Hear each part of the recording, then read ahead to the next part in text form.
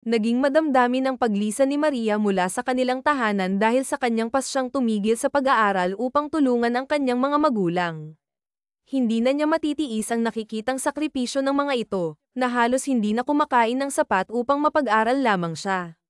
Sa kabila ng kanyang pangarap na makatapos ng pag-aaral, mas pinili niyang unahin ang pamilya. Okay ka lang, tanong ng kaibigan niyang si Clara, na siya ring nag-anyaya kay Maria na magtrabaho bilang kasambahay sa pinakamayamang pamilya sa kanilang baryo. Medyo nalulungkot lang ako kasi malalayo ako kina nanay at tatay, sagot ni Maria habang pilit na ngumingiti. Pero kailangan ko itong gawin para sa kanila. Matatanda na ang mga magulang ko, Bes, panahon na para suklian ko ang lahat ng sakripisyo nila para sa akin. Yan ang tama, Bes, sagot ni Clara habang tinatapik ang balikat ni Maria. Para sa pamilya natin, kaya natin ito. Lula ng isang tricycle, bumiyahe ang dalawa patungo sa mansyon ng mga Salcedo, ang pinakamayaman sa baryo. Halos 2 oras ang biyahe bago nila narating ang napakalaking bahay na tila isang palasyo. Grabe, Bes. Ang laki ng bahay nila, bulalas ni Clara habang manghang-mangha. Tumango si Maria, hindi rin makapaniwala sa kanyang nakikita. Pagkapindot nila ng doorbell, sinalubong sila ni Aling Rosa, ang mayordoma ng pamilya Salcedo. Magandang umaga po, bati ng dalawa. Ngumiti si Aling Rosa at sinabing, halina kayo sa loob at ituturo ko ang mga dapat niyong gawin.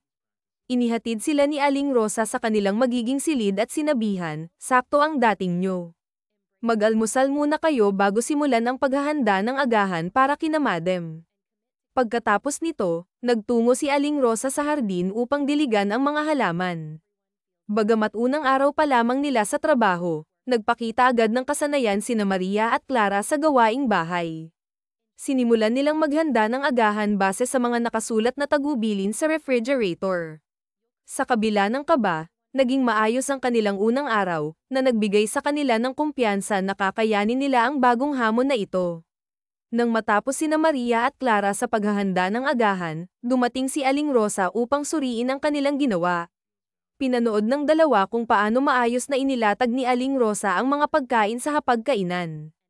Napansin nilang kahit simpleng agahan lang ito, napaka-elegante ng pagkakaayos, tila handa para sa isang piging. Sa kanilang isipan, napakalayo nito sa kanilang kinalakihan, kung saan ang agahan ay karaniwang binubuo ng itlog, tuyo, o bagoong. Iba talaga ang buhay ng mayayaman, bulong ni Maria habang pinagmamasdan ang mga mamahaling rekado sa kusina. Kapag natanggap ko na ang unang sahod ko, bibili ako ng mga ganitong rekado para kina nanay at tatay. Gusto kong makapagluto ng masasarap na pagkain para sa kanila. Hinagakak si Clara at sumang-ayon. Tama ka, Bes, baka makatikim din tayo ng ganito sa bahay natin. Makalipas ang ilang sandali, nagising na ang buong pamilya ng mga Salcedo. Nakahanda na ang agahan sa mahabang mesa, habang sina Maria, Clara, at Aling Rosa ay nakatayo sa gilid, naghihintay ng utos mula sa kanilang mga amo. Isa iyon sa mga alituntunin sa mansyon. Sila na ba ang mga bagong kasambahay natin, Aling Rosa? Tanong ng padre de pamilya habang tinitignan ang dalawa. Opo, sir. Sila po si Maria at Clara. Galing po sila sa kabilang bayan, sagot ni Aling Rosa. Tumango ang Ginoo at binalingan ng dalawang dalaga na nakayuko lamang. Magpakilala naman kayo, mga iya. Huwag kayong mahihiya, hindi naman kami nangangain ng tao, biro ng ginang na ikinatawa ng anak nilang si Camille, isang dalagang 18 anyos. Nagtaas ng tingin sina Maria at Clara. Magandang umaga po sa inyong lahat. Ako po si Maria at ito naman po ang kaibigan kong si Clara. Magalang na pagpapakilala ni Maria, sabay ngiti. Ang kanyang ngiti ay tila nakakahawa, kaya't napangiti rin ng mag-asawa at si Camille. Hindi naiwasang mamangha ng pamilya sa kagandahan ni Maria. Sa kabila ng pagiging anak mahirap, hindi ito halata sa kanyang makinis at maputing balat, pantay ng ngipin, at malaanghel ng ngiti. Kay ganda mong bata, Maria, puri ng ginang, na ikinapula ng pisngi ng dalaga. Ma'am, ako po. Hindi ba maganda? Singit ni Clara na ikinatawa ng lahat. Maganda ka rin naman, Ate Clara, sagot ni Camille na may halong biro, pero mas lamang lang si Ate Maria ng 5 palaigo. Natawa si Clara ngunit napangiti rin ng sabihing, Morena Beauty naman ang tawag sa kagandahan mo, ani ni Camille. Siya nga pala, kumain na ba kayo? Kung hindi pa, sabayan niyo na kami, alok ng Ginoo. Walang pag-aalinlangan na tumabi si Clara sa mesa, at napasunod na rin si Maria sa kabila ng kanyang pagkamahiyain. Ang ganitong ugali ng kasambahay ang gustong-gusto ng pamilya, mahinhin ngunit masayahin kapag nakilala na. Habang kumakain, tinanong ni Camille ang dalawa. Ilang taon na po kayo, Ate Maria at Ate Clara? Nagkatinginan ng dalawa bago sumagot si Maria, kaka-18 pa lang po namin noong nakaraang buwan. Magkapareho po kasi ang petsa ng aming kaarawan. Sa totoo lang, kinailangan nilang dagdagan ang kanilang edad upang makapasa sa trabaho. Matapos ang agahan, nagpatuloy si Camille sa pakikipagkwentuhan habang nanonood sa ginagawa ng dalawa. Pasensya na kayo kung madaldal ako ha. Wala kasi akong kapatid na babae. May kuya ako pero nasa ibang bansa, pinapatakbo ang isa naming kumpanya, paliwanag ni Camille. Ngumiti si Maria at sagot, ayos lang po, Ma'am Camille.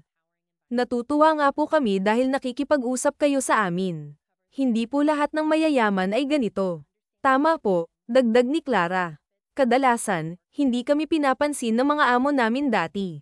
Ngumiti si Camille at sinabing, dito sa bahay namin, lahat ng tao ay itinuturing na pamilya. Kaya huwag kayong mag-alala, magiging masaya kayo dito. Hindi kami pinalaking ganun, paliwanag ni Camille na may ngiti sa labi. Tinuruan kami ni na mommy at daddy na maging mapagpakumbaba, marunong makisalamuha kahit kanino, at higit sa lahat, huwag magmataas kahit na mas nakakaangat kami sa buhay. Gusto nilang palaging may respeto kami sa lahat ng tao, anuman ang estado nila sa lipunan. Napangiti si Maria at Clara sa sinabi ng kanilang dalagitang amo. Kaya nga po kami natutuwa at nagpapasalamat dahil napakabait ng pamilyang napasukan namin, ani Clara, na halatang galing sa puso ang kanyang mga salita. Always welcome, Ate Maria at Ate Clara. O siya, aalis na po ako dahil may pasok pa ako. Mamaya ulit, kwentuhan tayo pag-uwi ko ha, paalam ni Camille habang kamakaway. Pagbutihin niyo po ang pag-aaral, Ma'am Camille, payo ni Clara na tinanguan naman ng dalagita bago ito tumakbo papunta sa kanyang silid. Ang bait talaga ni Ma'am Camille, ano, bes, puna ni Clara matapos mawala sa paningin nila ang amo. Oo nga, pati sina Ma'am at Sir. Sana lang ganoon din ang sinasabing kuya ni Camille, sagot ni Maria. At sana gwapo rin, dagdag ni Clara na may halong biro at kilig, dahilan para mapailang si Maria. Ikaw talaga, Clara, wala kang ibang inaatupag kundi ang mga gwapong lalaki. Magbanlo ka na nga dyan at nang matapos na tayo sa mga gawain. Marami pa tayong lilinisin, sabi ni Maria habang napapailing. Oo na po, Ate Maria, sagot ni Clara, na halatang nagtampo ngunit nagpatuloy sa kanyang ginagawa. Pagkatapos nilang tapusin ang mga hagasin, nagkanya-kanya sila ng gawain. Si Clara ay nagtungo sa labas upang magwales, habang si Maria naman ay naglinis sa loob ng bahay. Sa kanyang paglilinis, napadpad si Maria sa isang silid na may pintong kulay pilak. Ayon sa kanilang madam, ilang linggo na raw itong hindi nalilinis. Parang wala namang dumi rito, bulong ni Maria habang iniikot ang tingin sa paligid. Ang linis-linis pa naman ng silid na ito. Siguro ito ang kwarto ng panganay nila madam, naisip niya habang patuloy na nagpupunas. Napansin niya ang isang picture frame sa ibabaw ng mesa. Nasa larawan ng isang gwapong lalaki na kaakbay si Camille. Kinuha niya ito at matagal na tinitigan. Grabe naman. Parang Greek god ang itsura nito, bulalas niya habang hinahagod ng tingin ang bawat detalye ng mukha ng lalaki. Ngayon lang siya nakaramdam ng ganitong paghanga sa isang lalaki. Ilang sandali pa, ibinalik niya ang larawan at nagpatuloy sa paglilinis. Pagkatapos linisin ang iba pang bahagi ng bahay, nagtungo si Maria sa labas upang hanapin si Clara. Ngunit laking gulat niya nang makita ang kaibigan na nagtatampisaw sa swimming pool. Hoy, Clara, anong ginagawa mo dyan? Baka makita ka ni Ma'am o ni Sir, sigaw niya habang nakapamewang. Relax ka lang, Bes. Wala naman sila Ma'am at Sir. Si Ma'am Camille, umalis na rin. Halika na rito, samahan mo na ako bago ko palitan ang tubig ng pool, sagot ni Clara na tila walang pakialam. Ano ka ba, may CCTV dito. Baka makita tayo, sagot ni Maria na halatang nag-aalala. Napabalikwa si Clara at mabilis na umahan mula sa tubig. Ba't ngayon mo lang sinabi na may camera pala, tanong nito na halatang kinakabahan. May CCTV man o wala, hindi tayo dapat basta-basta gumagamit ng mga bagay dito nang walang pahintulot, paalala ni Maria. Sige na, magpunas ka na at magpalit ng damit. Marami pa tayong labahin sa likod. Sumunod naman si Clara, at naiwan si Maria upang palitan ang tubig sa pool. Sa kanilang dalawa, si Maria ang mas maraming natatapos na gawain dahil si Clara ay madalas nauubos ang oras sa pakikipagtsismisan kay Aling Rosa. Sa kabila nito, maayos naman ang kanilang paninilbihan sa pamilya Salcedo. Dahil sa kabutihan ng mag-asawang Salcedo, unti-unting gumanda ang buhay ni Maria. Nabilhan niya ng sariling palayan ang kanyang mga magulang, pati na rin ng kalabaw para sa pag-aararo ng lupa. Napaayos din niya ang kanilang tagpi-tagping bahay at napagtayuan ng tindahan ang kanyang kapatid na si Alicia. Ang dating 2 beses lang kumain sa isang araw, ngayon ay masagana na ang kanilang pamumuhay. Bukod sa pagtulong ng mag-asawang Salcedo sa pamilya ni Maria, hindi rin nila kinalimutan ang pamilya ni Clara. Pinag-aral nila ang 2 dalaga sa Alternative Learning System, ALS, kung saan Garments Design ang kursong kinuha ng dalawa. Pangarap kasi ni Maria at Clara na magkaroon ng sariling tindahan ng damit na sila mismo ang nagdidisenyo. Hilig nilang gumuhit ng iba't ibang disenyo ng kasuotan, kaya't masaya silang natututo habang unti-unting nilalapit ang kanilang mga pangarap. Mabilis na lumipas ang panahon, at umabot na ng 4 na taon ang paninilbihan nila sa mansyon ng mga Salcedo. Sa panahong iyon, naipagtapat na rin ni Maria at Clara ang kanilang tunay na edad. Hindi nila maatim na maglihim ng matagal, kaya't sa kabila ng kaba, sinabi nila ito sa mag-asawa. Sa halip na magalit, nahabag pa ang mga ito sa kanilang kwento. Naunawaan ng mag-asawa kung bakit sa murang edad ay napilitan silang magtrabaho upang makatulong sa kanilang mga magulang. Isang umaga, maagang naghanda ng almusal sina Maria at Clara. Tumulong din sa paglilinis ang kanilang madam, dahil ngayong araw ang pagdating ng panganay nilang anak na si Lester. Kung hindi pa raw magdrama ang ginang sa kanyang anak, hindi raw ito uuwi. Matanda na sila upang asikasuhin pa ang kumpanya, at hindi rin maaaring si Lucayla ang magpatakbo nito dahil nasa huling taon pa lamang siya sa kolehiyo. Pagsapit ng tanghali, nagtungo na sa airport ang mag-asawa kasama si Lucayla upang salubungin si Lester.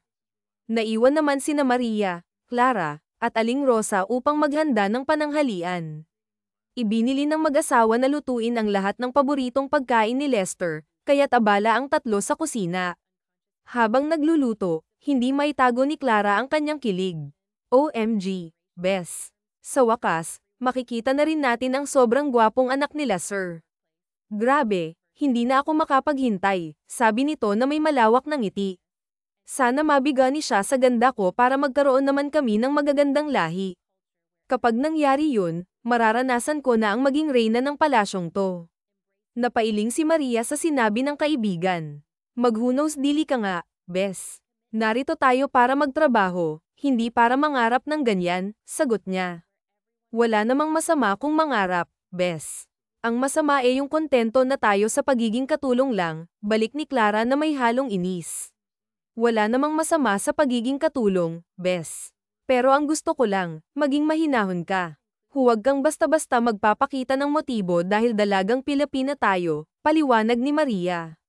Sa halip na makinig, iniwan siya ni Clara sa kusina. Napabuntong hininga na lang si Maria at mag-isang tinapos ang pagluluto. Maya-maya, narinig nila ang tunog ng sasakyan. Agad na nagpunta si Clara sa gate upang salubungin ang mga amo. Naiwan naman si Maria sa loob at tahimik na naghintay kung may ipag-uutos sa kanya. Hindi na siya pinansin ni Clara, kaya hinayaan na lamang niya ito. Maria, pakisamahan mo si Sir Lester sa silid niya para matulungan mo siyang isaayos ang mga bagahe niya, utos ng madam.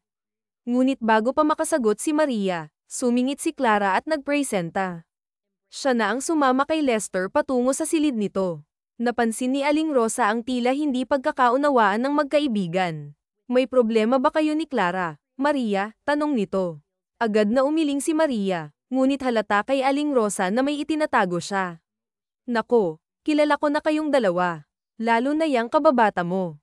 Ano ba ang nangyari? Sinasabihan ko lang naman po siya na huwag masyadong mangarap ng mataas. Ayokong masaktan siya kapag bumagsak ang mga inaasahan niya, sagot ni Maria. Napabuntong hininga si Aling Rosa at hinaplos ang balikat ng dalaga. Hayaan mo na lang siya, iya. Basta't huwag mo siyang tatalikuran kung sakaling mabaigo siya, payo nito. Pagdating ng hapunan, nagtipon-tipon ang pamilya Salcedo sa hapagkainan. Panay ang tanong ng ginang kay Lester kung may nobya na ba ito. Anak, kailan ka ba magkakaroon ng nobya? Gusto na naming magkaapo, biro ng ginang. Ma'am, hindi pa ako handa na pumasok sa isang relasyon. Mas gusto kong pagtuunan ng pansin ang pagpapalawak ng koneksyon ng ating kumpanya, sagot ni Lester. Sa edad niyang 29, wala pa siyang nagiging kasintahan. Wala pa raw kasing babaeng nakakakuha ng kanyang interes. Ngunit anak, 1 o 2 taon na lang, mawawala na ang edad mo sa kalendaryo. Huwag naman sanang malaman namin na lalaki ang tipo mo kaya ka nagiging pihikan, biro ng ginang na ikinataas ng kilay ni Lester. I'm not gay, ma'am. Sadyang wala pa talagang babaeng nakakakuha ng interes ko, sagot niya. Hinawakan ng Ginoo ang kamay ng kanyang asawa upang patigilin ito. Honey, huwag mong i-pressure ang anak natin. Hayaan mo siyang mag-enjoy sa pagiging binata. Sigurado naman akong magkakaroon tayo ng apo sa tamang panahon, sabi nito. Tumango na lang si Lester bilang sagot, at natapos ang kanilang hapunan ng may ngiti sa kanilang mga labi. Sinimulan na nga nilang kumain at hindi mapigil ang purihin ni Lester ang mga nakahain dahil masasarap ang mga iyon. Itinanong niya kung sinong nagluto at agad na nagtaas ng kamay si Clara habang si Maria nanatiling nakayuko at tahimik lamang. Hindi nagustuhan ng Aling Rosa ang pag-ako ni Clara sa pinagpagyere ni Maria. Nais sana nitong sabihin ang totoo sa kanilang amo ngunit pinigilan siya ng dalaga. Hayaan na lamang po natin, Aling Rosa, nakikiusap, na hiling ni Maria sa Aling Rosa ng ngayon ay nagdi-disguise.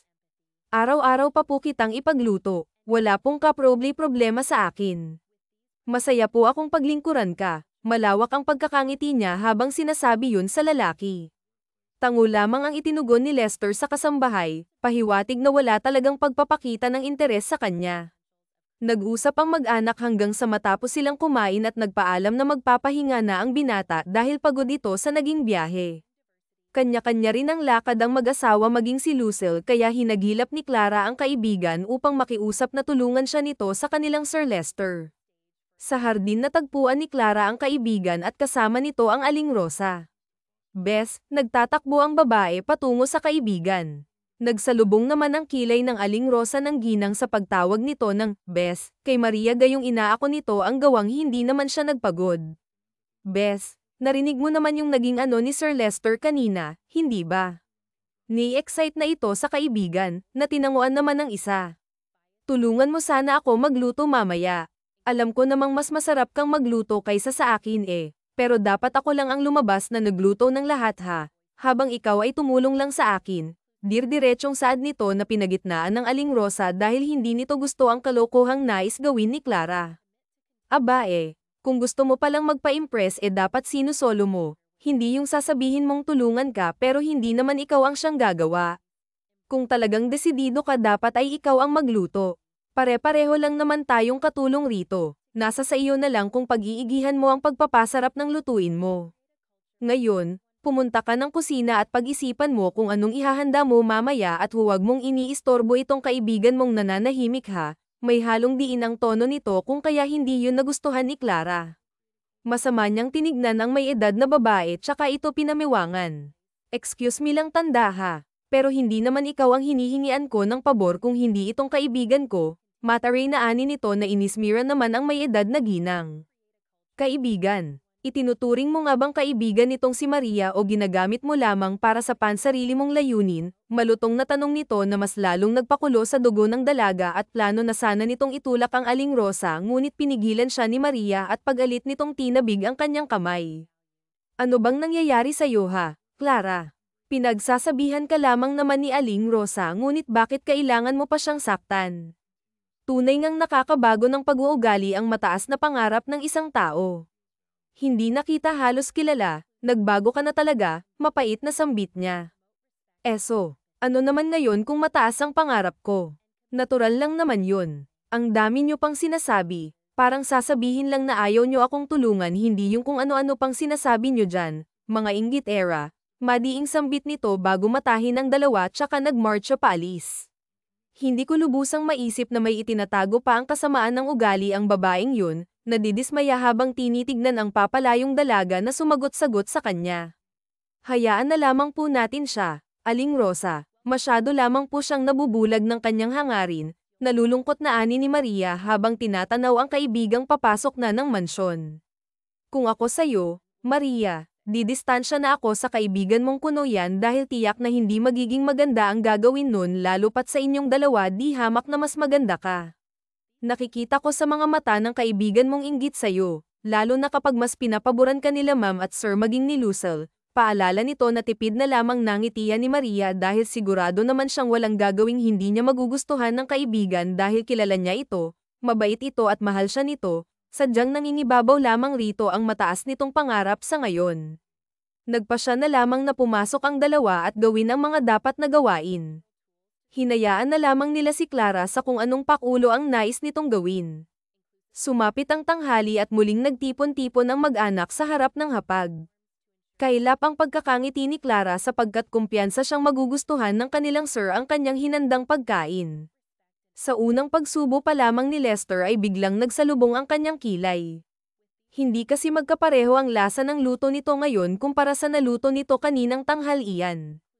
Ikaw ba ang naghanda nitong lahat, Ate Clara? Curious na tanong ni Camille.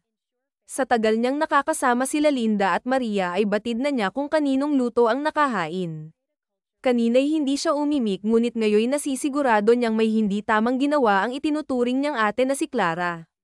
Oo naman, Ma'am Camille. Ako po ang naghanda nitong lahat at talagang pinaghirapan ko po itong iluto lahat para sa inyo, proud niyang sabi kaya't nakumpirma ni Camille na nagsisinungaling ang babae. Kanina na ito ang nagluto ng tanghalian, nilinggan niya ang kanyang ate Maria at ngumiti lamang ito sa kanya ng matamis. Noari sinasabi na huwag ibubulgar ang kaibigan kaya naman nanahimik na lamang siya. Magkaiba ang lasa ng luto mo ngayon kumpara sa lasa ng niluto mo kaninang tanghali, mas masarap yung kanina kumpara sa inihain mo ngayon. Totoo bang ikaw ang naghanda ng mga ito? Seryosong tanong ni Lester na nagpakaba kay Clara ngunit hindi niya yun pinahalata. Opo, ako po talagang nagluto ng lahat ng Sir Lester. Sagot niya na hindi na inimik pa ng binata at ipinagpatuloy na lamang ang pagkain habang ang mag-asawa ay tahimik lamang at paminsan-minsang sinusulyapan si Maria maging si Clara. Bukas ko na ba ipapasa sa'yo ang pagiging presidente ng ating kumpanya, anak? Biglang tanong Engroman ni Lester sa kanya. Dagli lamang siyang sinulyapan pa ng anak at tipid na tumango kaya't laking tuwa niya. Good to know, para naman may pahinga ko na ang pagod kong katawan. Alam mo namang tumatanda na ako anak, hindi na rin kinakaya ng katawan at isipan ko ang pagpapalakad ng mga negosyo natin. Ipinangako naman sa atin itong kapatid mong si Lucille na siya naman ang magmamaniobra ng kumpanya natin sa Italia dahil nais niyang subukan ang buhay roon, saad nito kaya nabaling ang tingin ni Lester sa kapatid na tatanggo-tango sa mga tinura ng kanilang ama. Are you sure you can manage your company, dear sister? Hindi sigurado si Lester sa tinura ng ama. Hindi niya kasi alam kung anong kapasidad ng kapatid lalo pat nang nilisan niya ang Pilipinas ay nasa huling baitang pa lamang sa elementary ang nakababatang kapatid. Oo naman kuya, business management ang kinuha kong kurso at plano ko pang i-obtain sa mga magagandang achievements na nakukuha ko. Trust me kuya. Okay, kayang-kaya kong pamunuan ang kumpanyang sinikap mong kilalanin ng lahat. Determinadong sagot nito sa kapatid na mukhang hindi pa rin kumbinsido sa kanyang mga tinuran. Kuya naman nagtatampong ani nito dahil sa nakikitang reaksyon ng kapatid. Fine, fine. Basta huwag ko lang malalaman ha. Bumaba ang sales kapag ikaw na ang namuno roon, anito na nagpabalik ng sigla ni Camille. I promise kuya, masayang sagot ni at muling umiti. Nga pala, Mom and Dad, gusto kong sa unit ko magstay dahil mas malapit yun sa kumpanya natin. Ayokong naiipit sa traffic kapag uuwi at papasok ng trabaho kapag narito ako. Pagpapalam niya sa kanyang plano kaya nagkatinginan naman ang mag-asawa, napabuntong hininga pa ang ginang kaya hinagod na ng Ginoo ang likod nito. Kung saan ka komportable ay sasang-ayunan namin ng iyong ina, ngunit sa isang kondisyon, anang Ramon ni Lay kaya ang binata naman ay naghintay sa sasabihin Engroman na kondisyon umano nito. Isasama mo si Maria nang sa ganoon ay mapanatag kami ng iyong ina.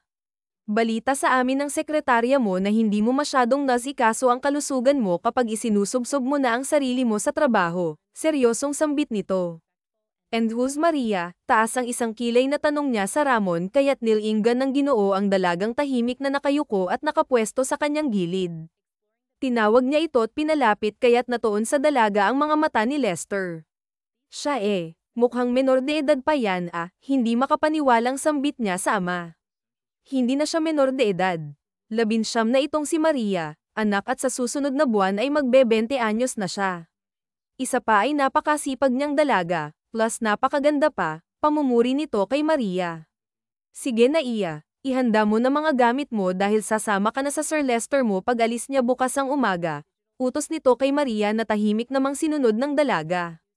Hindi magawang magtaas ng tingin ni Maria dahil batid niyang masama ang tingin sa kanya ng kaibigan. Natapos ng kumain ang lahat kaya nagtungo na ng silid si Lester, ganoon rin ang mga magulang at kapatid nito. Marami pang kailangang ayusin sa baniling unit ang binata at wala pang masyadong gamit kaya mamimili siya bukas mismo. Isa na rin sa dahilan kung bakit pumayag na siya sa kondisyon Engraman ay upang matulungan siya ng dalaga sa pagsasaayos ng tirahan. Samantala sa silid naman nila Maria at Clara ay nanggagalaiting kinumpranta ng dalaga ang kaibigan kung bakit hindi umano'y itumanggi ng sa ganoon ay siya ang napiling isama ng Sir Lester nila. At hindi si Maria. Sana kanina sinabi mo yan sa harapan mismo nila hindi yung sa akin ka nagagaling, kalmado lamang si Maria dahil hindi niya nais na sabayan ang init ng ulo ng kaibigan. Ipinagpatuloy niya lamang ang pagsisilid ng mga gamit sa kanyang malaking bag at hindi ito tinatapunan ng tingin kahit na nag-aalboroto na ito sa inis. Ang sabihin mo masyado kang bida-bida. Pwede ka namang tumanggi pero hindi mo ginawa kasi ilusyonada ka rin. Gusto mong kumapit sa mayayaman. Mas masahol ka pa pala sa akin pandiin pa nito kaya nagpantang ang ni Maria. Kung meron mang ilusyonada sa ating dalawa, tingin ko ikaw yun. Trabaho lang naman ang habol ko rito at hindi ang lamandi at pangarapin ng lalaking mahirap namang sungkitin dahil sa sobrang taas nito. Gumising ka nga sa kahibangan mo, Clara. Huwag kang managinip ng gising dahil hindi yan makakabuti sa'yo. Ngayon, kung ayaw mong tuluyang patulang kita sa paghihimutok mong wala namang kakwenta-kwenta lubayan mo ako at patahimikin mo na ako, hindi pinakatiis niyang sambit dahil napupuno na rin siya sa kaibigan. Ganun walang kakwenta-kwenta pala gigil na hinablat ni Clara ang buhok ng kaibigan. Pinaibabawan niya rin ito at pinagsasampal. Ilusyonada, malandi, walang kwentang kaibigan, higad na mga agaw pa.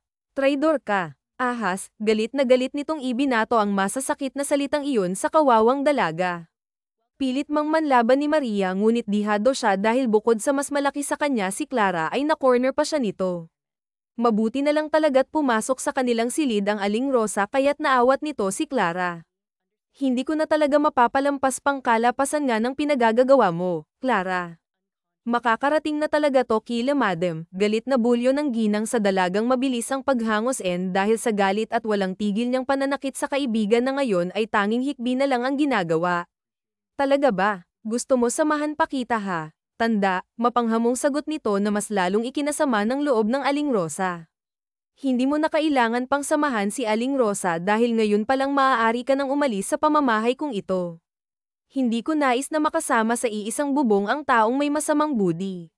Noon ka pang napapansin ang hindi mo magandang ugali, Clara, ngunit hinahayaan ko na lamang dahil naaawa ako sa mga kwento mo tungkol sa pamilya mo, ngunit ang makita kong nananakit ka ng kapwa mo hindi ko na kailanman mapapalagpas pa. Seryosong sambit nga siya ni Lester na nagpagulat at nagpakaba ng husto kay Clara.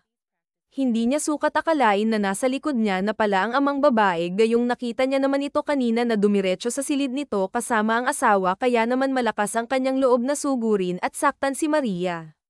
Humakbang papasok ang ginang tsaka naawang sinalat ang mukha at braso ni Maria na mayroong mga kalmo.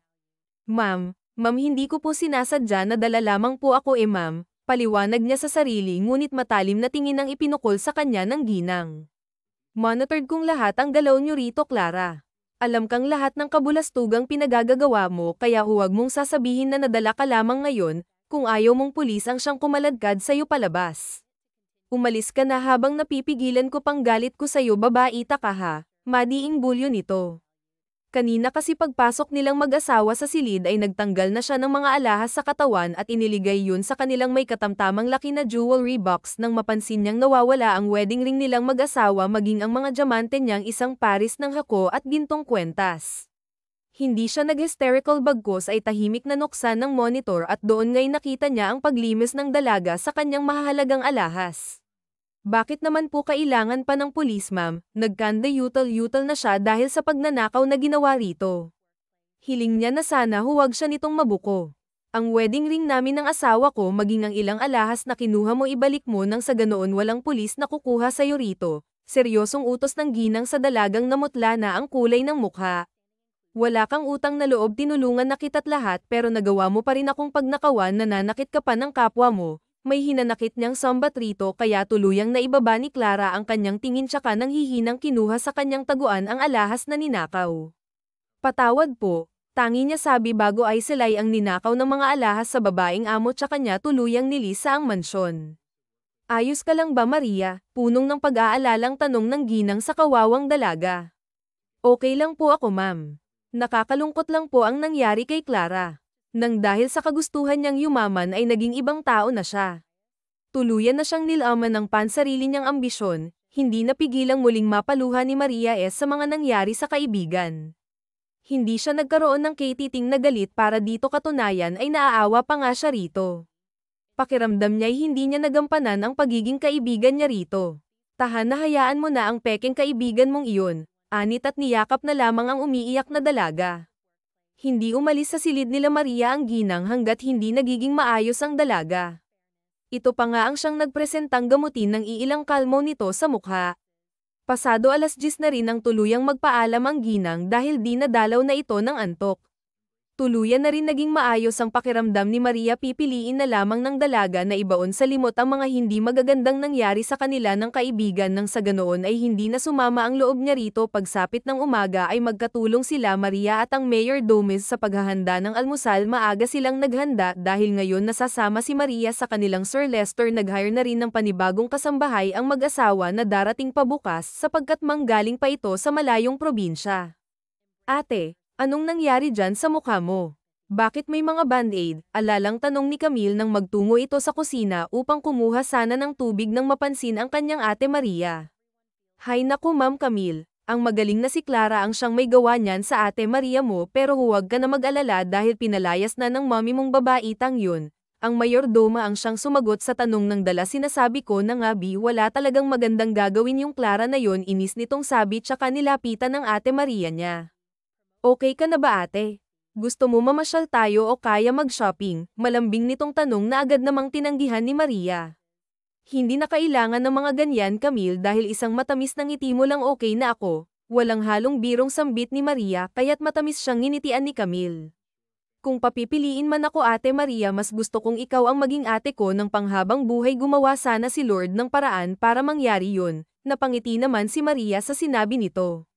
Hindi mo na kailangang hilingin pa yun sa Diyos dahil pwede mo naman akong panghabang buhay na maging ate, malambing niyang sabi.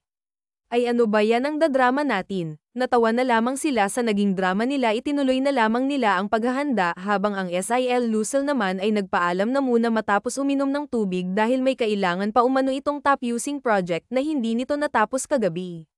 Tingin ko magkakatotoo ang hiling ng batang yun Maria. Makahulog ang sambit ng mayordoma kaya takas siyang binalingan ng tingin ng dalaga. Ano pong ibig niyong sabihin Aling Rosa? Hindi niya maintindihan ang mga sinasabi nito ngunit imbes na sagutin ay tumawa lamang ang mayordoma. Tuluyan nilang inilatag sa lamesa ang mga hinandang pagkain. Gumawa rin si Maria ng soup ayon na rin sa hiling ni Camille bago ito magpaalam kanina at kagaya ng nakasanayan pagkagising ng may-ari ng mansyon ay sakto 7 silang nagsasalo-salo ng agahan. Ipinaliwanag na ginang sa asawa nito ang nangyari kagabi kaya hindi na ito nag-usisa pa lalo't nasa harap sila ng hapag. Wala namang pusa rito sa bahay ngunit bakit may mga kalmo ka? Ang tanong ni Lester nang tapunan niya ng tingin ang dalagang sumasabay na sa kanila sa pagkain ayon na rin sa nais ng ginang maging ng asawa nito. Meron tayong kasamang pusa rito kuya, nung mga nagdaang araw yon ay si Ate Clara na ngayon ay isang ligaw na pusa na may halong inis, nasagot nito sa tanong ng kapatid. Kalimutan na natin ang hindi magagandang nangyari anak, ipagpatuloy mo na ang pagkain dahil may pasok ka pa, biglang sabi ng ginang sa kanyang dalaga na agad naman itong sinunod. Paminsan-minsan namang tinitignan ni Lester ang tahimik na kumakaing dalaga, pansin niyang mahiyain at mailap ito sa lasa pa lamang ng kinakain niya. Ngayon ay nakumpirma niya na ito ang nakakuha ng panlasa niya. Matapos nilang kumain ay nagpaalam na sila Lester at Maria sa mag-asawa, maging kay Lucille at kay Aling Rosa hindi naman naging madamdamin dahil uuwi-uwi naman siya Maria. Tuwing linggo si Lester na ang nagbitbit ng bag ni Maria dahil kita niyang nabibigatan ng dalaga. Dinaig niya pang tingting sa liit ng katawan niya. Iiling-iling at mahinang usual ni Lester nang ilagay niya sa likod ng kanyang kotse ang bag ng dalaga maging ang sa kanya. Mag-seatbelt ka, utos niya rito na agad naman itong sinunod. Ay Diyos ko po, naibulalas ni Maria nang halos paliparin na ng binata ang sasakyan nito sa sobrang bilis. Sir, dahan-dahan lang naman, makakarating naman tayo sa unit ninyo kahit hindi nyo bilisan ang pagpapatakbo nitong kotse nyo. Kabadong si Tanya rito kaya unti-unting binagalan ni Lester ang pagpapatakbo ng kanyang sasakyan. Sorry, tipid nitong sabi na tinanguan naman ni Maria. Wala naman kasing gaanong sasakyan kaya ako binilisan. Isa pa, namimiss ko nang magpatakbo ng mabilis, anya. Ewan niya ba kung bakit kailangan niyang ipaliwanag ang sarili sa dalaga gayong hindi niya naman yun ginagawa sa ibang tao. Kahit na namimiss niyo pa yun o ano kailangan nyo pa ring mag-ingat sa ginawa nyong yun kanina. Sir, parang hinahamon nyo sa kamatayan, aniya na napapahid pa sa dibdib dahil hindi pa rin humuhupa ang kabang nararamdaman kanina. Hindi na lamang nagsalita pa si Lester ngunit nananatiling mabagal na ang kanyang pagpapatakbo hanggang sa marating nila ang unit na sinasabi nito. Ang buong akala niya ay unit lang ngunit penthouse pala ang tutuluyan nila sa mismong tuktok ng hotel na kanilang pinasukan. Ang mga gamit na dapat ay si Lester ang bibili ipinag-utos niya na lamang sa tauhan ng hotel na kanyang pag-aari. Oo, kanya ito dahil dito niya ibinuhos ang kanyang naging ipon sa pagtatrabaho sa Italy. Hindi ito alam ng kanyang mga magulang sapagkat hindi niya nais na magyabang, hahayaan niya na lamang na kusang matuklasan ng kanyang mga magulang ang achievement niya sa buhay. Isinaayos na nga ni Maria ang kailangang ayusin, sinunod niya ang nais na pwestuhan ng mga gamit ni Lester. Magaling ang taste nito sa pagpili ng mga gamit na babagay sa kanyang tinutuluyan. Black and silver ang nangingibabaw na kulay ng silid nito dahil iyon ang nais na kulay ng binata. Matapos gawin ang mga ipinag-uutos ni Lester ay naghanda ng tanghalian si Maria, nahula pa siya sa sobrang dami ng laman ng ref. Sir, ano pong gusto niyong ulam ngayon? Tanong niya rito habang kaharap nito ang laptop. Nagtanggal muna ito ng eyeglasses bago siya balingan ng tingin. Pwede yung makakapagpagaling ng diwa ko, patanong ang pagkakasabi niya dahil hindi niya alam ang gustong ulamin. Oh, sige po sir, ako na pong baalang gumising ng diwa nyo sa iluluto kong ulam. Matamis nitong nginitian ng binata matapos yung sabihin kaya hindi mapigil bilang titigan siya nito. Napailing-iling naman si Lester sa pagkakatulalang nangyari sa kanya nang dahil lamang sa isang ngiti ng isang babae. Sinampal-sampal pa niya ang sarili dahil hindi siya makapaniwala sa nangyari sa kanya. Ibinalik niya na lamang ang atensyon sa kanyang ginagawa ngunit paminsan-minsan pa ring sumasagi sa isip niya ang matamis na ngiti ni Maria. Wake up, Lester. This is not the right time to daydream, sermon niya sa sarili at pilit na ipinafocus sa nagawang atensyon. Sir, nakahanda na po ang pagkain, biglang sabi ni Maria na nagpagulat kay Lester sapagkat abala ito sa pagkastigo ng sarili. Learn to knock the door before you enter. Iritableng usual niya kaya't napakagat ng labi ang dalaga sabay nagbaba ng tingin.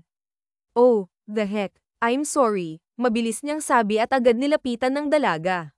Hey, I'm sorry. It's just that, marami lang akong iniisip kaya napagtaasan kita ng boses. But that doesn't mean nagalit ako sa iyo or what's over, paliwanag niya pa habang pinag-iisipan kung yayakapin ba ang dalaga o hahaplusin na lamang sa likod nito. Ngunit sa huli niyakap na lamang ito. I'm sorry, Maria. I promise that I won't raise my voice again to you. Please show me your sweet smile again, masuyo nitong pakiusap. Ngayon lamang siya nakiusap at ngayon lamang din siya ng alok ng babae. Ngayon lang din ginulo ng isang babae ang kanyang isipan sa halos ilang araw pa lamang o mas tamang sabihing ilang oras pa lamang. Hindi niyo po kailangang humingi ng sorry, sir. Nabigla lamang po ako at napagtaasan niyo ako ng boses. Kumatok po ako nung ilang beses pero hindi niyo po ako naririnig kaya medyo nilaksan ko na po ang boses ko nang sabihin kong kakain na. Sorry po, hindi ko na po yun uulitin pa, mahinang ani na mas lalong puso ng binata. Damn it, what the heck is happening to me? Mga katanungang tumatakbo sa isipan ni Lester. Pasensya na ulit ha. Nakahain ka na ba? Tanong niya na lamang rito na agad namang tinanguan ng dalaga. Sige, pakihanda na lamang ako ng fresh juice. Is-save ko lang yung mga tinype ko pagkatapos ay susunod na ako. Tila nob yung nagpapalam lamang sa nobya ang naging tono ni Lester. Muling nasal ayan ng binata ang matamis ng ngiti ng dalaga kaya tila nawala na naman siya sa sarili na hindi niya namalaya na imbis na isipang ginawa ay naidilat niya ito kaya ng matauhan ay halos sapukin niya na ang sarili. Masama to ah. Dapat pala hindi na lang ako pumayag na pasamayan siya rito, na mamroblema niyang saad. Nawawala siya sa focus tuwing nasa malapit ang dalaga at hindi niya na yun nagugustuhan. Dati naman kahit na may babae pang maghubad sa kanyang harapan hindi siya apektado ngunit dahil lamang sa isang simpleng dalaga na halos kapatid niya na lamang ay nagiging apektado na siya. Hindi lamang yun, tila nawawala na rin siya sa wisyo lalo na kapag ngumingiti ito. Napapahid siya sa sentido ng magtungo ng hapag kung saan pinagsasak siya ng pagkain ni Maria nakahanda na rin ng orange juice niya. Sinigang ang siyang nakahain. Ilang taon na nga ba nung huli siyang makakain ng sinigang? Matagal-tagal na rin kaya naupo na siya at sinimulang kainin ang inihanda nito para sa kanya. Tama ito sa sinasabing madyay gising ang kanyang diwa. Iyon nga lang ay hindi ang kanyang puso na ngayon ay kay bilis ng pagpintig habang mataman siyang tinitingnan ng dalaga sa pagkain. Pwede bang huwag mo akong titigan?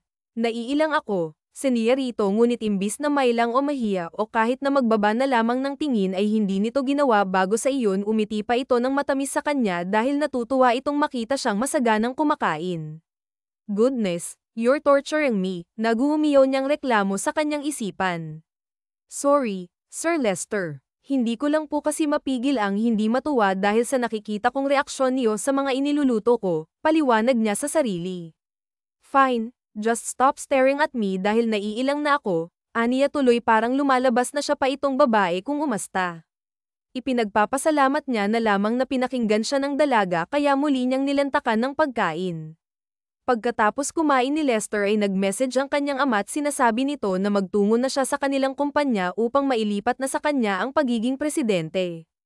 Inayos niya muna ang sarili, naligo siyang muli. Pagkatapos ay nagsuot ng pang-opisinang kasuotan isunuot niya na rin ang mamahaling relo pagkatapos ay nagwisik ng pabango gamit ang kanyang kamay ay sinukli niya ang medyo natuyo ng buhok bago siya lumabas ng silid. Hindi naman mapigil ni Maria ang paghanga para sa amo dahil madyay giging impokrita siya kung itatanggi niya ang taglay nitong perpektong itsura. Walang makikitang kapintasan kay ganda rin ang pangangatawan nito kaya hindi rin masisisi ni Maria ang dating kaibigan kung bakit ito labis na nahumaling sa binata. Ngangayang bibig mo, baka pasukan ng langaw. Pinaseryoso ni Lester ang kanyang mukha nung sa ganun ay may tago niya ang tuwang nararamdaman lalo na nang makita ang paghanga sa kanya ng mga mata ng dalaga. Nahihiyang itinikom naman ni Maria ang bibig ni hindi niya napansing nangangangan na pala siya tuloy ay hiyang-hiya siya sa binata na nagdulot ng pamumula ng kanyang pisngi. You're so cute when you're blushing, may ngiti sa labing sambit ni Lester bago lagpasan ng dalaga at dirdiretsong lumabas.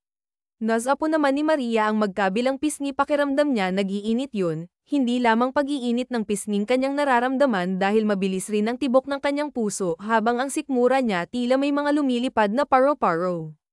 Inay ko po, mukhang nahuhulog ang lola niyo kay Mr. Perfect ha, mahina niyang yuzel. Pinilit na lamang ni Maureen na item sa gawaing bahay ang kanyang nararamdaman. Hindi kasi yun maaari lalo pat hindi sila magkalebel. Masasaktan lamang siya kung kukonsintihin niya ang sarili sa namumuong pagtingin para sa binata. Halos kuminang na ang palibot ng penthouse sa mabas-ayos ang paglilinis ni Maria. Tuluyan na ring sumapit ang gabi at nakapaghanda na rin ng pagkain ng dalaga, hinihintay niya na lamang ang binata bago siya kumain. Nakakalungkot kasi para sa kanyang kumain ng mag-isa. Mag-alas 9 na ngunit walang Lester na umuwi hanggang sa hindi na mapigilan ng dalaga ang gutom at kinulan na lamang niya ito. Iyon ang tagpong naabutan ng binata, nakadukdak sa lamesa ang dalaga habang may mga nakahaing pagkain at niktiting ay hindi man lang nabawasan kaya batid ni Lester na hindi pa kumakain ng dalaga. Maingat niyang nilapitan ito at saka mahinang PCK ngunit hindi ito nagising kaya ipinasya niya na lamang na buhatin Toto at ihiga sa kabilang silid na siyang inukupan nito. Medyo nahihilo pa si Lester nang tuluyan niyang maihiga ang dalaga sa kama nito. May konting selebrasyong inihanda kasi ang kanyang Ramon nang matapos ang paglilipat ng posisyon nito sa kanya kaya napalaban siya ng konti sa inuman na upo sa gilid ng kama si Lester tsaka marahang hinaplos ang mukha ng mahimbing na natulog na dalaga. Hindi niya mapigil ang mapangiti habang pinagmamasdan to o kahimbing kasi ng tulog nito at hindi ito nakakasawang pagmasdan. Napunta sa mga labi nito ang mga mata ng binata at tila may nag-uudyok sa kanyang halikan na kanya namang ginawa. Tila sisubog na ang puso niya nang maramdaman ang kanyang labi ang malambot at matamis itong labi, para bang nais niya ng mas higit pa sa nakaw na halik ang kanyang gagawin ngunit pinigilan niya ang sarili dahil mali na yon. Bumitaw siya sa labi nito tsaka niya muling hinaplos ang malanghel nitong mukha. It was love at first sight. I didn't expect na mahuhulog ako ng ganito kabilis sa'yo. 30 na ako habang ikaw 19 ka pa lang, kay layo ng agwat nating dalawa. But I can't stop falling. Even though I know it was wrong, kung mas maaga ka lang naipanganak, baka sakaling pwede pa. Te amo, Maria, sleep well, my angel. Mahina niyang usual tsaka dinampian ng halikang no ito maging ang labi nitong ngayon ay kinasasabikan niya na maingat niya itong iniwan sa silid tsaka nagtungo ng kusina upang magtimpla ng kape. Ni hindi niya napansing narinig lahat ng dalaga ang kanyang tinuran. Nais na sanang imulat ni Maria ang kanyang mga mata ngunit hindi niya naituloy noong halikan siya ng binata. Unti-unting iminulat ni Maria ang kanyang mga mata tsaka niya hinawakan ng labi. Hindi niya mapigil ang mapangiti. Gusto niya na rin ng binata mali mahal niya na rin ito at ang edad ay isa lamang numero para sa kanya. Bumangon siya't nagtungo ng kusina. Patalikod siyang nilapitan ng binata at tinanong kung kumain na ba ito. Ako na ang siyang mag-iinit ng mga niluto mo. Maupo ka na lang, hintayin mong matapos ako, ani Lester at saka pinaghila ng upuan ng dalaga. Lihim naman onong napangiti ramdam niya na naman ang pag-iinit ng pisngi nito sinundan niya ng tingin ng binatang nagtungo sa pwesto ng microwave at isinalang ang mga pagkaing hinanda niya. Maya-maya pa nga bumalik na sa hapag si Lester bitbit ang mga ininit nitong pagkain. Walang imik niyang pinaghain ng dalaga. Alam niyo sir, may napanaginipan akong lalaki na humalik sa akin, hindi ko kita ang mukha niya sa panaginip ko pero nagtapat siya sa akin na gusto niya raw ako pero hindi daw kami pwede kasi matanda raw siya sa akin, pinosenteng kwento niya na ikinasama ng binata. Gusto niyang matawa sa naging reaksyon nito ngunit pinigilan niya, na natiling tila kunwaring nagtataka ang mukha ng dalaga sabay tanong kung okay lang ba ito. Grabe namang panaginip mo yan, nagpupunas ng bibig na sambit nito na agad namang tinamuan ng dalaga. Ngunit ano namang naramdaman mo sa panaginip mo, pagsakay niya sa kwento nito. Nais niyang marinig ang magiging sagot nito dahil sa sagot nito siya magpapasya kung ipagtatapat niya ba rito ang lihim niyang nararamdaman. Masaya, tila natuwa nga yung puso ko pero nalulungkot lang dahil mas inisip niya pa ang agwat ng edad namin kesa sa kung anong tunay niyang nararamdaman ang edad ay isa lamang numero, hindi mo yan maaaring gawing rason sapagkat duwag ang isang tao kapag ganon. Kung mahal mo talaga ang isang tao, ipaglalaban mo, sasabihin mo sa kanya ang totoo mong nararamdaman bago pa mahuli ang lahat. Alam naman nating mga tao na nasa huli parati ang pagsisisi. Sa bagay, kailan ba nauna? Kaya ako kapag may taong nagtapat sa akin ang nararamdaman niya agad kong bibigyan ng chance lalo na kung ramdam ko sa sarili kong may puwang na rin siya sa puso ko, walang halong biro o pagpapanggap ang kanyang mga tinuran. Mula yun sa kanyang puso at manhid na lamang ang taong hindi makakakuha ng kanyang ipinaparating. Hindi nakasagot si Lester sa mga sinabi ng dalaga kaya't kumain na lang ito at hindi na muli pang umimik. Natapos nang ang pagkain nila't lahat ngunit wala ni isang nagpa sa kanila, ipinasya na lang ni Maria na magtungo sa silid matapos niyang hugasan ang kanilang mga pinagkainan. Naglinis na rin siya ng katawan. Pagkatapos ay pinilit ng matulog ngunit papikit pa lamang siya nang maramdaman ang paglubog ng kama nang dahil sa isang taong umupo sa gilid niya. Maria, pwede ba tayong mag-usap? Paus na tanong ni Lester sa dalaga. Bumangon naman ang dalaga at saka tumango sa naisang binata. Makikinig ako, may ngiti sa kanyang labi nang sabihin yun kaya naipikit ni Lester ang kanyang mga mata matapos kunin ang kamay ng dalaga at ilagay yun sa kanyang dibdib na ngayon ay malakas na pumipintig. Hindi ka nananaginip kanina Maria, totoo yun. Dahil ginawa ko yun kanina, Patawad kung walang palam ko ang ginawa sa'yo. Gawa na rin siguro ng sobrang kagustuhan kong halikan ka kaya hindi ko napigilang gawin. Hindi ko pa nararamdaman ng magmahal ni kahit ang makipag-flirt Maria. Tao may Angel Maria, mula sa pusong pag-amit niya sa tunay niyang nararamdaman sa dalaga. Pupwede ko bang malaman kung anong taa mo, malambing niyang tanong bago niya sabihin ang kanyang nararamdaman para dito. I love you, masuyong sagot nito na ikinangiti ng matamis ng dalaga.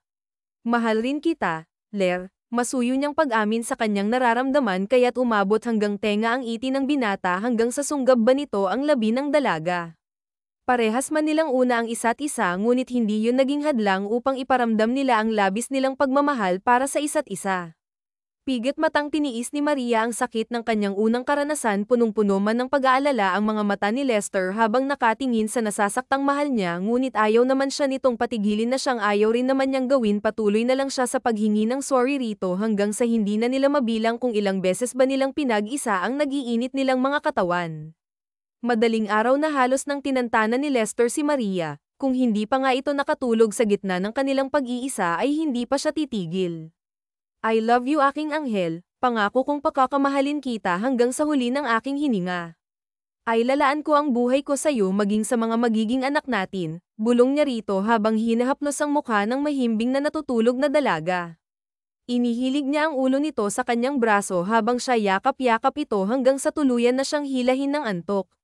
Tirik na ang araw ng unang magising si Lester, napangiti siya ng masilayan sa kanyang bisig ang mahal niyang babae.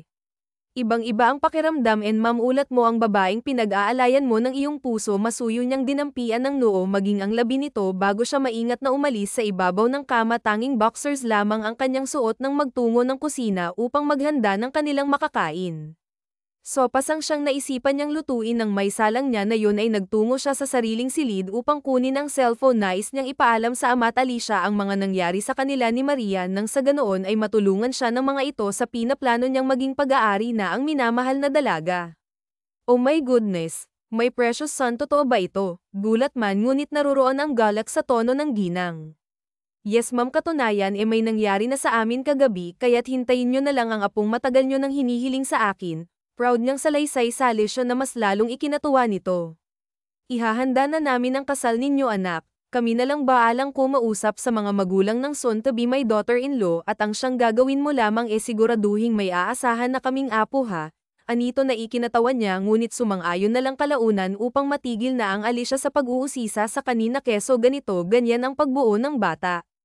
Ibinaba na ni Lear ang linya matapos magpaalam sa Alicia binalikan niya na rin ang isi na lang matapos ay naghanap na rin siya ng pain reliever sa kanyang medicine kit mabuti na lang at meron siya matapos ihanda ang pagkain ay tinawagan niya na muna ang kapatid na kiusap siya rito na kung maaari ay ibili siya ng singsing at gaya ng naging reaksyon ng kanilang Galicia ay tuwang-tuwa rin ito lalo pat gustong-gusto talaga nito si Maria.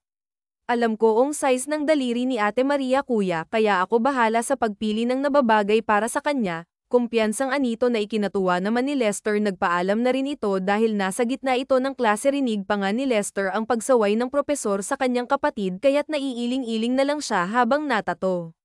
Tuluyan niya nang ang binitbit ang hinandang sopas para sa minamahal na dalaga na datnan niya itong nagkukusot ng mata kaya napapangiti siyang dinaluhanta at ninakawan ng halik sa labi. Good morning mi Maria, malambing bati rito habang hawak niya ang isang kamay nito. Good morning din, malambing rin itong bati medyo pause pa ang boses nito dahil kagigising pa lang. Nais na sanang bumangon ni Maria and maramdam ang pananakit ng kanyang kasalanan naging maagap naman si Lester nilagyan niya na lamang ng una ng ulo na nito bago niya ito simulang subuan. Masakit pa po ba? Puno ng pag-aalalang tanong niya nang matapos niyang pakainin ng dalaga na pangiti naman si Maria sa pagpo nito sa kanya. Hindi naman na po dahil ang daling tumalab ng Penrel ever na ininom ko plus may gwapo pa akong mahal na nag-aalaga sa akin, anya na kinatawan naman ni Lester. I love you, masuyo niyang sabi. I love you to, Masuyo ring tugon ni Maria bago magtagpo ang kanilang mga labi na kontento na sila sa isang matamis na halik na kanilang pinagsasaluhan. Hindi na muna kasi nais na muling angkinin ni Lester ang babaeng mahal niya lalo pat hindi pa ito lubusang nakaka-recover. Pinagpahinga pa muna ni Lester si Maria dahil darating maya-maya ang kanyang kapatid doll ang nabibili niya ritong singsing. Nag-vibrate ang cellphone ng binata at sinasabi sa text na nasa labas na umano ng penthouse ang kanyang kapatid kaya dali-dali niya itong pinagbuksan ng pinto. Infinity ring, may ngiti sa labing yuzel ni Lester nang buksan ang maliit na box na iniabot sa kanya ng kapatid. Yes, bagay na bagay yan kay ate, alam ko kasing magiging infinity kayo. Gusto ko sanang kamustahin si ate pero pipigilan ko muna ang sarili ko dahil ayokong sirain ang plano mo my dear brother. Kaya naman balitaan mo agad kami ha kapag umuo na si ate Maria ha kuya, huwag kang kuripot sa chismis, paalala nito. Oo na kaya umuwi ka na bago ka pa mapansin ang ate mo. Pananabon minsang tinitignan ng silid kung saan natutulog na si Maria. Umalis naman na si Lucille kaya inayos na ni Lester ang sarili. Siniguro niyang gwapo siya kapag hiningi niya na ang nito. Nakahanda na rin ang kanyang cellphone na ngayon ay kumukuha ng live niyang proposal para sa dalaga. Nais niya kasing ipaalam sa mga kaibigan at kamag-anak ang mga magaganap. Hiling niya lang na sana umuo ito dahil hindi niya yata kakayanin kapag tinanggihan siya nito. Dahan-dahan niyang tinapak ang pisk ni Maria upang gisingin. Agad na rin siyang lumuhad ng tuluyan nitong magising. Nasapan ni Maria ang bibig ng masilayan ng lalaking minamahal na nakakal luhod habang nakalahad sa kanya ang napakagandang singsing na hawak nito. Bumangon siya at agad na nagpantay sa nakaluhod na lalaki. Mi Maria, will you accept me as your future husband? Please say yes my angel. Naroroon ang pagsusumamo nito. Kaya madamdaming napangiti si Maria. Sunod-sunod siyang tumango sabay tulo ng kanyang luha dahil sa sobrang tuwa. Mahal na mahal niyang talag ang lalaki at ganon din ito sa kanya.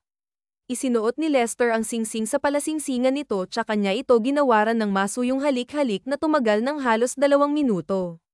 I love you. Magkasabay halos nilang sabi habang magkadikit ang kanilang mga noo. Muli nilang pinagsaluhan ng matamis na halik. Na isa nang mas palalimin pa ni Lester ang kanilang pinagsasaluhan ngunit naisip niyang nagla-launch commentators yun, maraming viewers at lahat ay kino-congratulate silang parehas. May isang comment na eye off daw muna ang camera bago magtsaktsakan dahil may nanunood daw na bata. Natawa na lang si Lester dahil kapatid niya ang siyang nag-comment nun. Muli nilang ipinasya na bumalik ng mansyon ayon na rin sa hiling ng mga magulang ni Lester. Naroroon na rin ang mga magulang ni Amory at labis-labis ang kasiyahan ng mga ito dahil sa wakas natagpuan ng kanilang nag-iisang anak ang magpapaligaya rito. Sumapit na rin sa wakas ang pinakahihintay ng lahat, lalong-lalo na sila Lester at Maria. Ang kanilang kasal pinadalhan ng imbitasyon ni Maria ang dating matalik na kaibigan ngunit ibinalik lamang nito ang kanyang imbitasyon at kalakip nito ang sulat ng pagkamuhi sa kanya. Ipinagdarasal na lang ni Maria na sana maisip ng kaibigan ng mga maling nagawa nito nang sa ganoon tuluyan nung makamit ang kaligayahan. Unti-unting bumukas ang tarangkahan at nag-march papasok ang napakagandang bride ni Lester kay laki ng kanyang iti habang pinagmamalupitan. Nais niya sanang lapitan to't buhatin patungong altar nang may kasal na sila agad-agad ngunit pinigilan siya ng kaibigan si Miguel na agad umuwi ng Pilipinas matapos niyang sabihin rito na ikakasal na siya at ito ang kukunin niyang best man. Ingatan mo saan anak itong prinsesa namin, pakamamahalin mo siya at huwag mong paiiyakin o kahit nasaktan man lamang dahil kahit na matanda na ako ay sesamain ka sa akin kapag nagawa mong saktan ang anak namin. Anang Ramon ni Maria kaya natawa na lang ito sa tinura ng lalaking biyanan. Hindi po ako manganggako itay dahil gagawin ko po si Amory P ang pinakaimportanteng babae sa buhay ko liban lamang sa aking ina at kapatid. Mahal na mahal ko po ang prinsesa ninyo itay kaya kailanman ay hindi ko po maaatim na saktan o paluhain siya. Natuwa naman ang Ramon ni Maria ay sinagot ni Lester. Tinapak nito ang kanyang balikat bago umalis at maupo kasama ang asawa nito maging ang magulang ng groom. Nagsimulang magbigay ng payo ang pari. Naging mahaba ang pagmimisa nito bago dumating sa oras na pinakahihintay ng dalawa ang pagbibigay nito ng basbas na sila'y ganap ng mag-asawa. Tuluyang nagtagpo ang kanilang mga labi, palakpakan ng mga bisita habang ang kanilang mga magulang ay maluha-luha dahil sa sobrang tuwa. Lumipas pa ang ilang linggo at tuluyang nagbunga ang pagmamahala nila Maria at Lester kaya halos magkaroon ng piyesta sa mansyon ang dahil sa paghahanda ng mga magulang ni Lester. Matulin lamang na lumipas ang 9 na buwan at heto na nga sila kasalukuyang hinihintay ang paglabas ng unang supling ng mag-asawa. Panay ang dasal ng mga magulang ng dalawa habang si Lester naman awang-awa na sa nagde-deliver niyang asawa. Ipinangako niya sa sarili na hindi na muli pang bubuo kung ganitong nagbubuwis ng buhay ang babaeng pinakamamahal niya. You can do it Maria. I love you. I love you, paulit-ulit na sinasambit ni Lester ang mga katagang yun habang yakap ang asawa, tagaktak na ang pawis ni Maria at halos 1 oras na ang pinipilit na ilabas ang kanilang anak ngunit hirap siya. Baby, lumabas ka na. Huwag mo nang pahirapan pa si mommy, napasigaw na si Lester sa sobrang pag-aalala sa asawa. Pinapagalitan ka na ni Daddy baby, natatawang saad ng babaeng doktor na tuluyan ng lumabas ang sanggol sa tulong ng pagsigaw engraman nito. I'm so sorry anak, sobrang nag-alala lang kasi si Daddy para kay mommy. I love you my son, may Gabriel. Mas suyo niyang Yuzel habang yakap ang kanilang anak na nasa dibdib ng kanyang mahal na asawa. I love you me Maria. Thank you so much. You made me a real man, a real father and a mahal na mahal din kita mahal kong asawa. Masuyo niyang Yuzel bago magtagpo ang kanilang mga labi. Pumasok na rin ang kanilang mga pamilya sa pinaglipatan silid ni Maria. Tuwang-tuwa ang mga ito at halos pag-agawan na ang maliit nilang anghel kaya natatawa na lang ang mag-asawa. Walaen mahihiling pa sila Maria at Lester dahil ibinigay na halos lahat ng Diyos ang mga pinapangarap lamang nila noon. Nagkaroon man ng konting tampuhan ang mag-asawa ngunit minuto lamang ang itinatagal noon sapagkat pareho nilang tinatanggap ang pagkakamali ng bawat isa. Ang anak na sinabi ni Lester na isa lamang ay nadagdagan sa pagdaan ng mga taon. Mi Maria, huli na tayan lang ang pinga kung hindi mo tinutupad sigaw ng nangganganak na muling si Maria. Wakas.